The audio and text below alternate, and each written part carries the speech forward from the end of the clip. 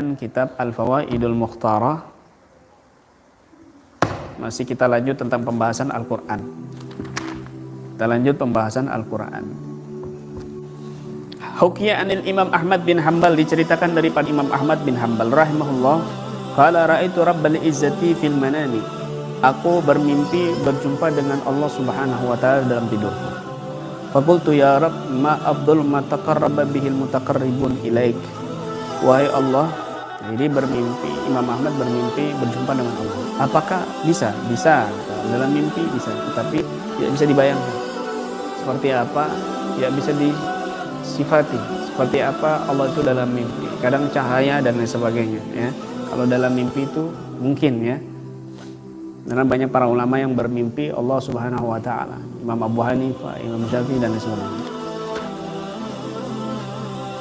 Wahai Allah, Imam Ahmad bertanya dalam mimpinya kepada Allah, amalan apa yang paling utama untuk mendekatkan diri kepada Allah, kepadamu? Qala bikalami, yaitu dengan ucapanku, ya Ahmad, wahai Ahmad. Faqultu bi fahmin bi ghairi fahmin, wahai Allah, membaca Qur'anmu itu, kalamu itu dengan paham atau tanpa paham? Qala bi fahmin wa bi ghairi fahmin, yaitu membaca Qur'an kalamku dengan pemahaman, dengan dia paham ataupun tidak dengan paham. Jadi dia baca Quran mau paham mau tidak paham, itu adalah bacaan yang paling utama untuk mendekatkan diri kepada Allah Subhanahu wa taala. Ini Al-Quran. Bukan sekadar bacaan seperti bacaan ini, seperti bacaan komik dan lain sebagainya, tetapi Al-Quran ini khusus, super khusus yang sangat luar biasa sekali. Lau ma nataqatil lisanul Muhammadiyya bil Qur'an kam lama qadara ahadun ayyaqra'a ayatan wahidatan.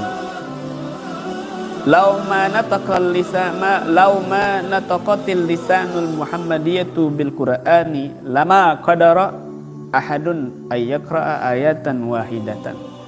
Andai lisan Muhammadiyah, lisannya Nabi Muhammad ini tidak mengalir bacaan Al-Quran, lama qadara ahadun, maka tidaklah satu orang pun akan mampu membaca satu ayat pun.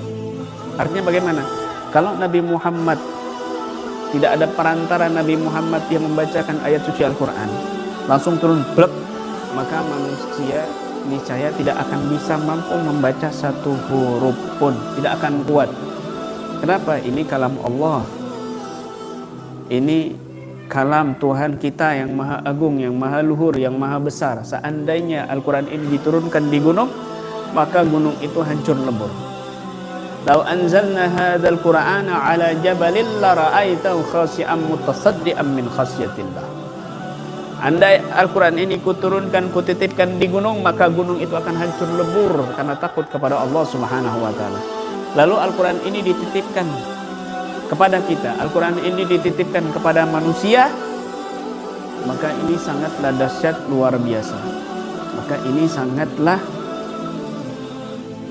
luar biasa keistimewaan yang ada pada manusia. Makanya nggak sembarangan orang bisa baca Quran. Tidak semua orang bisa baca Quran, karena ini berat. Bukan seperti amalan yang lainnya. Baca Quran ini super luar biasa. Hanya orang-orang tertentu yang bisa merutinkan membaca Al-Quran. Orang-orang yang Allah rahmati hatinya, lembutkan hatinya sehingga dia mau membaca Al-Quran dengan tadabbur makna, dengan hati yang tulus, hati yang khusyuk. Makanya kadang-kadang sering sekali kita mengantuk membaca Al-Quran. Seringkali kita mengantuk membaca Al-Quran. Maksudnya bagaimana? Baca Quran ngantuk, baca Quran ngantuk. Ada 3 jenis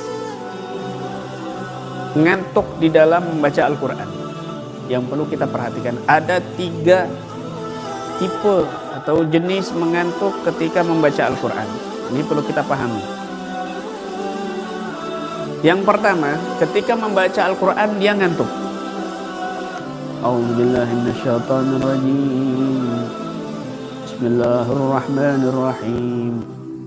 يعلمون ظاهرا من الحياة الدنيا وهم عن الآخرة هم غافلون أولم يتفكروا في أنفسهم ما خلق الله السماوات والأرض وما بينهما إلا بالحق وأجل مسمى وإن كثيرا من الناس بلقاء ربهم لكافرون.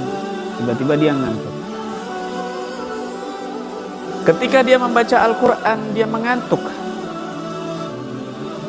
Tetapi dia membaca yang lainnya juga mengantuk. Dan dialihkan kepada kegiatan apapun selain membaca juga mengantuk. Maka ngantuknya ini sumbernya dari kurang tidur. Sumbernya dia kurang tidur. Dia baca Quran ngantuk. Dia baca buku yang lain juga ngantuk. Dia kegiatan yang lain juga ngantuk. Nah, ini namanya kurang tidur. Solusinya bagaimana? Maka dia harus tidur terlebih dahulu yang cukup. Secukupnya. Ya. Itu tipe yang pertama. Jenis yang pertama. Mengantuk jenis yang kedua. Dia baca Quran dia ngantuk. Baca Quran dia ngantuk. Nah, kemudian dia baca yang lain, baca buku misalnya dia ngantuk. Tapi dialihkan ke aktivitas selain membaca nggak ngantuk. Misalnya dia nyapu, dia nonton TV, dia bekerja, dia apalah selain membaca dia nggak ngantuk. Pokoknya selain membaca dia nggak ngantuk. Baca Quran dia ngantuk, baca buku dia ngantuk, tapi kegiatan yang lain dia nggak ngantuk. Maka ini matanya bermasalah dalam segi kesehatannya. Nah, ini harus diobati matanya. Dia baca itu ngantuk, dia baca Al-Quran ngantuk, dia baca buku juga ngantuk, baca Quran ngantuk. Pokoknya yang berkaitan dengan membaca dia ngantuk. Tetapi dengan kegiatan yang lain dia nggak ngantuk. Ini matanya berarti bermasalah. Ada problematika ini. Ada problem di matanya dalam kesehatannya yang perlu diobati. Obati, periksa. Yang ketiga, tipe jenis mengantuk yang ketiga. Tipe jenis ketiga, jenis mengantuk yang ketiga, ya. Dia baca Quran ngantuk. Dia baca Quran ngantuk, tapi diahlikan membaca selain Al-Quran dia nggak ngantuk.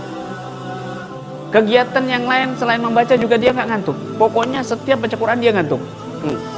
Berarti tipe jenis yang ketiga ini adalah bersumber dari batinnya yang sakit, bersumber dari batinnya yang bermasalah, yang ada gangguan dalam hatinya, yang ada gangguan dalam hati. Dia sakit batinnya, dia sakit hatinya, ya, dan lain sebagainya.